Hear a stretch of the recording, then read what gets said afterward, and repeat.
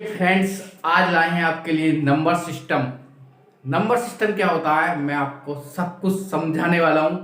और अगर आपसे आता है तब भी ये वीडियो देखिए। अगर नंबर सिस्टम में अगर आपको जानकारी नहीं है तब भी ये पूरा वीडियो देखिए, क्योंकि अगर आपसे आता है तो एक दो पॉइंट तो कम से कम ऐसे होने ही वाले हैं जो शायद आपको मालूम नहीं होगा, वो आप पता चल जाएगा। तो मैं आपको नंबर सिस्टम, संख्या पद्धति पूरी तरीके से बताने वाला हूं और आप ध्यान से पूरा वीडियो देखिए। पूरा नंबर सिस्टम आपका आज क्लियर हो जाएगा। मैं आपको आज क्या क्या बताने वाला हूं, नंबर सिस्टम में क्या क्या हो सकता है मैं आपको डिफाइंड करने वाला हूं।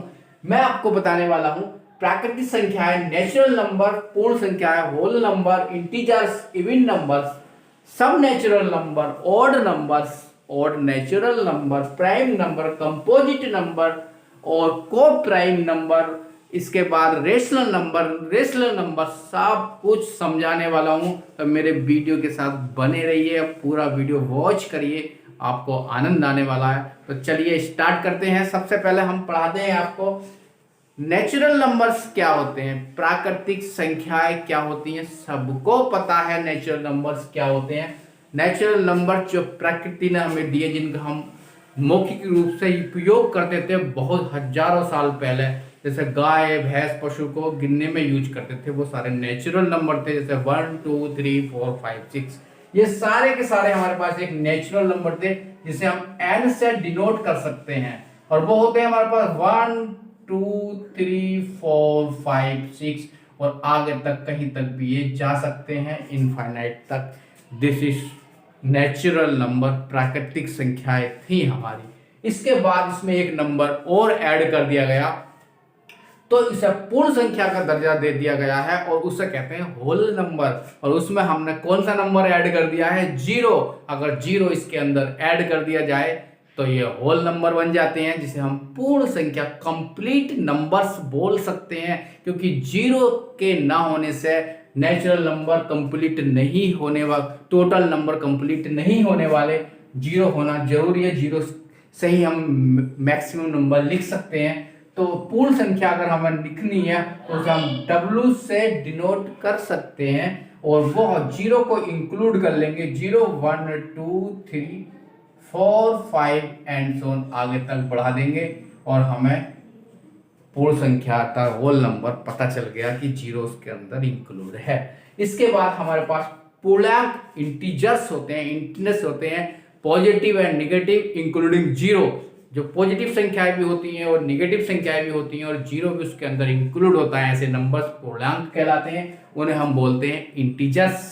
और इंटीजर्स को हम आई से और कहीं कहीं जेड से भी डिनोट कर देते हैं, आई फॉर इंटीजर्स। और इंटीजर्स में हमें अगर लिखना है तो हम जीरो भी लिखेंगे और प्लस के 1 भी होगा और माइनस के 1 भी होगा, ऐसे करके लिखेंगे। अगर ऐसा नहीं लिखना चाह रहे तो कोई बात नहीं है, ऐसे नहीं लिखते हैं, जीरो लिखेंगे और 1 2 3 एंड 4 एंड डॉट डॉट, और इधर लिखेंगे -1 -2 -3 एंड डॉट डॉट डॉट। ये आपके हैं हमारे क्या हो गए, ये हो गए हमारे integers, negative with positive, negative with positive, ये क्या हो गए, इंटीजर्स हो गए। जीरो भी इंक्लूड होता है, प्लस का 1 माइनस का 1 प्लस का 2 माइनस का 2 प्लस का 3 माइनस का 3, ये सारे इंटीजर्स कहलाते हैं और ये आगे तक चलते चले जाते हैं। अगर हम सम संख्याओं की बात करें, इवन नंबर्स, ऐसे नंबर जो 2 से डिवाइड हो जाए, इस set to be even numbers.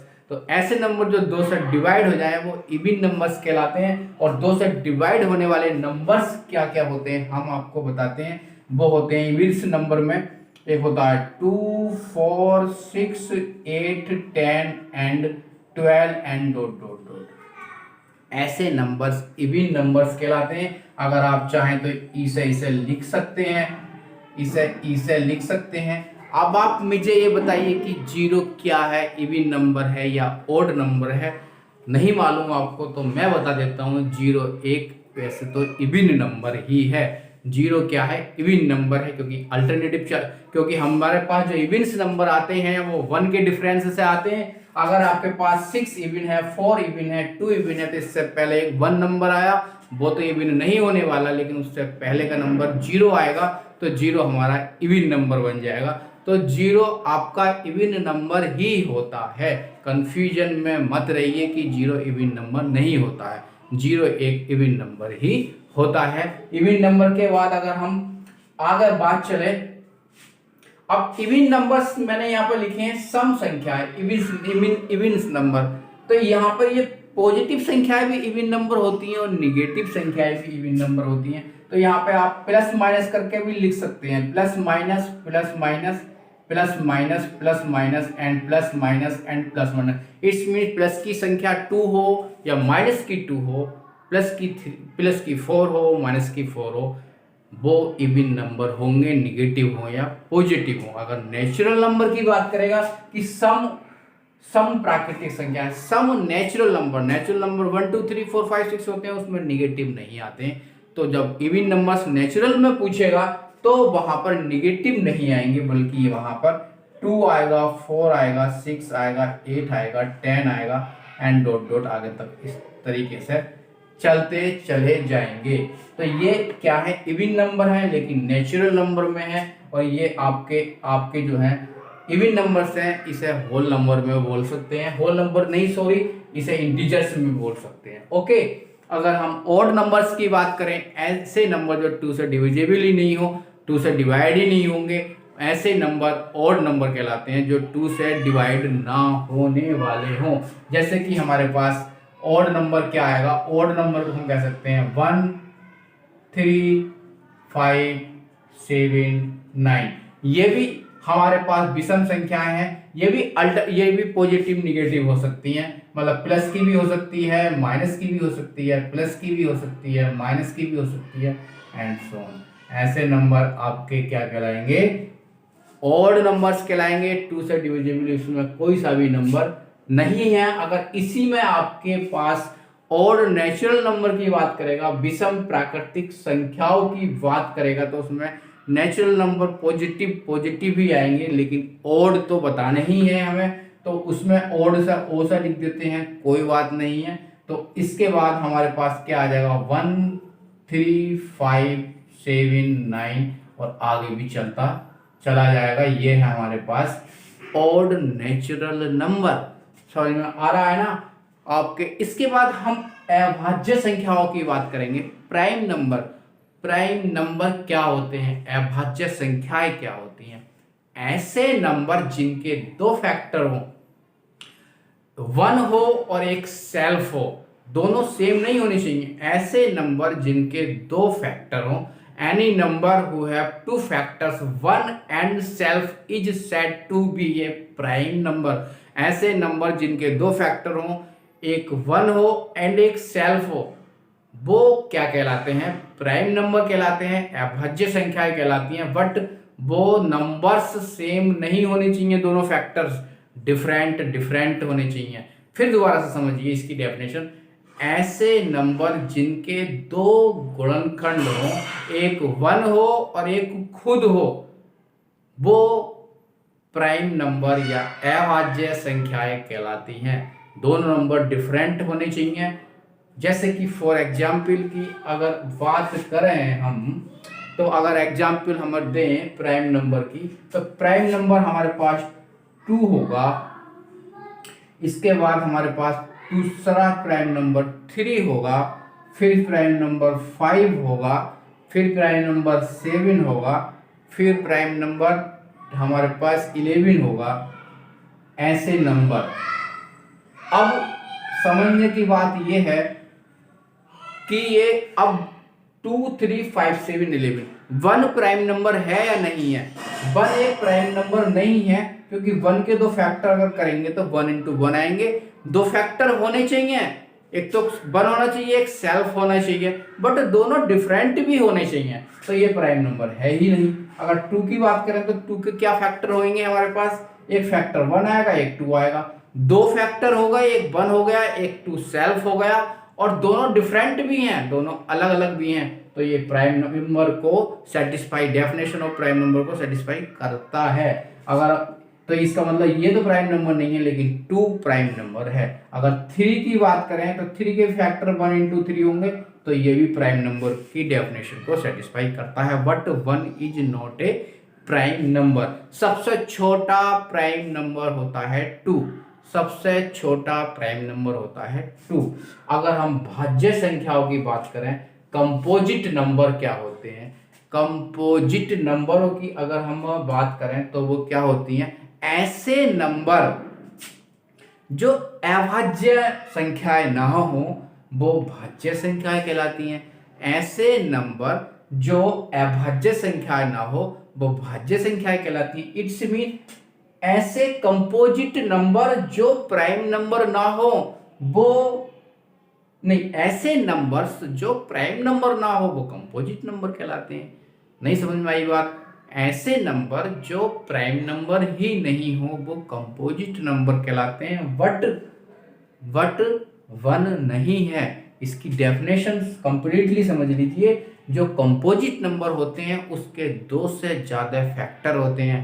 जो कंपोजिट नंबर होते हैं उसके 2 से ज़्यादा फैक्टर होते हैं और वो प्राइम नंबर नहीं होते हैं। एग्जाम्पल से समझने का प्रयास करते हैं। 4,